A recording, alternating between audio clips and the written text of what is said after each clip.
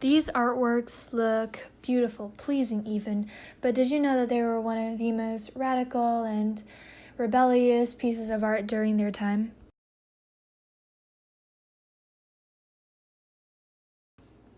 In order to understand Impressionism paintings, you need to know the context behind that era, and the first one would be the invention of photography.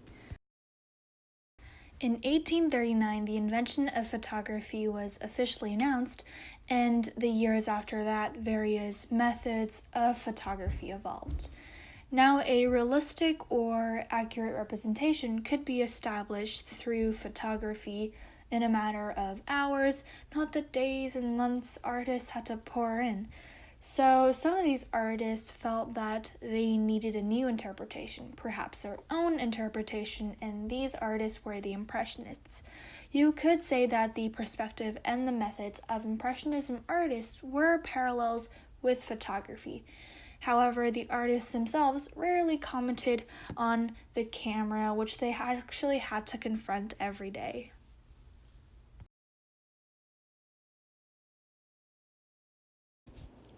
Napoleon III played a great role in the art field during this time, and under his rule, France once more became an important economic power. Napoleon wanted to demonstrate France's role internationally at public, and he wanted to do this, and he did this by the World Exposition in Paris in 1867. Approximately 11 million visitors from all over the globe came, and he wanted them to be impressed. He wanted them to admire the latest innovations regarding technology and arts and crafts. So the artworks and painters were very critical to him during this moment. Under his reign, there was a ministry that dealt solely with the nation's artistic production, and it arranged for more training of artists, a lot of exhibitions, a lot of commissions for buildings, and even the annual art exhibition like the Paris Salon. And the artists who got to exhibit there, their artworks were sometimes praised, sometimes they were torn to pieces, but this is when they first started to defy the academy, and this is when they first started to really go against the rules. In the mid-19th century, the population of Paris increased rapidly. In fact, it jumped from 1 to 1.7 million in a span of 20 years. The reasons were multiple for this.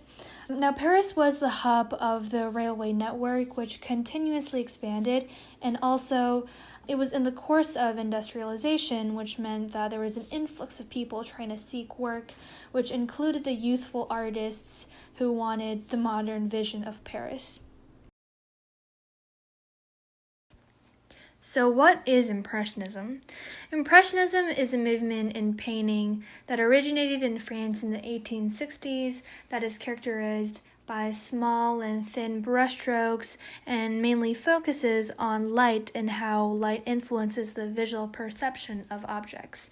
Now, there's one artist that seems to always go around with a set of words, birth of Impressionism, and that is Monet. Ever since young, Monet was the talk of l'Oeuvre for his caricatures, and that's how his first patron and teacher, Eugene Boudin, recognized him. Boudin was famous mostly for his atmospheric beach landscapes and concentrated on the representation of light and atmosphere. He greatly influenced Monet, who would later on focus on the effects of light and their relation to the object. Boudin also introduced Monet to Junckint, who used agile and liberal brushstrokes that inspired the blunt and also loose brushstrokes of Monet later on. But it wasn't just Monet who was ready for this major breakthrough. It was the entire school of Barbizon, which included artists like Renoir, Sisley, Millet, and of course Corot, with him being their representative. Together they painted in the forest of Fontainebleau right outside Paris, and apparently a variety of different trees and landscapes were very appealing to these artists because they thought that a life far away from the metropolis was original. They also painted en plein air, which means that they painted outdoor landscapes, and the members of the Barbizon school wanted to capture the natural phenomena that was constantly fleeting, or in other words, they wanted to capture the eternal from the transitory. So they sought their ideas not inside, but outside. In order to do this, the artists needed certain necessary equipment, and because of the powdery pigment they were used to dried very quickly, they could only bring a certain amount of paint with them. So that's when the English painter and inventor John Rand came up with a collapsible metal paint tube.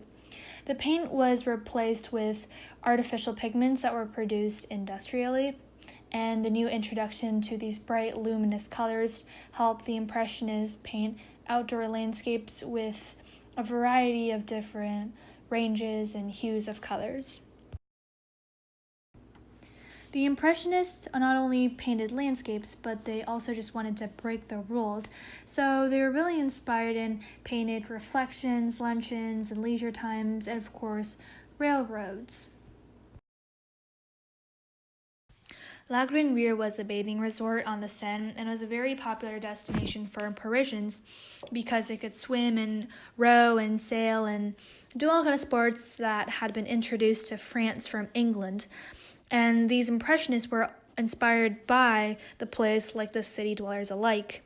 So Monet visited this place in the summer of 1869, but as you can see in this painting, his focus was less in the activities but more on the landscape and the reflections of water, and his brushstrokes are very thick and undulating, very loose, and you can contrast it to a painting by Renoir, the same place, and you can see his focus is more on the social life and more on the excursionist. There was one more Impressionist artist that was always fascinated by reflections of water, and that is Alfred Sisley.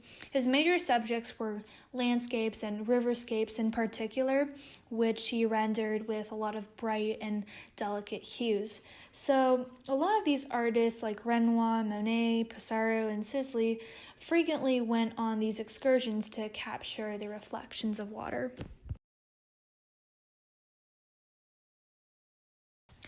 Another one would be The Luncheon by Claude Monet, which was submitted at the Salon, but it was rejected for really no given reason. And it was because people thought that painting an everyday scene on a scale that large, it was pretty big, was very inappropriate. It was something very personal. It was something of family life. And they wanted to preserve the large formats for the historical or more religious or mythological subjects. Another one would be the railroad or the train, which was considered a technological miracle. And by that time, 1850s, people just wanted to escape the crowd and the noisy capital. So Parisians left for the suburbs, one of them being the Seine, which were easy to reach by train. And the train was not only an easy transportation method, but it was also a new visual experience, and many travelers found it very fascinating that the human eye could no longer grasp or capture the surroundings very clearly because of the rapid movement. So for painters, this was a new challenge, and this is one of Monet's paintings, but Monet didn't really direct his attention on the actual train. It was more on the steam and the mood and the atmosphere of the station. So this was an overview of Impressionism and the concept, the technique, the artists, and the artwork behind this era, and it was such a radical and important movement because they were the first ones that were trying to break the rule, trying to establish their own, and this inspired so many great influential artists from the late 1800s till now, and this is what really sparked what we call modern art today.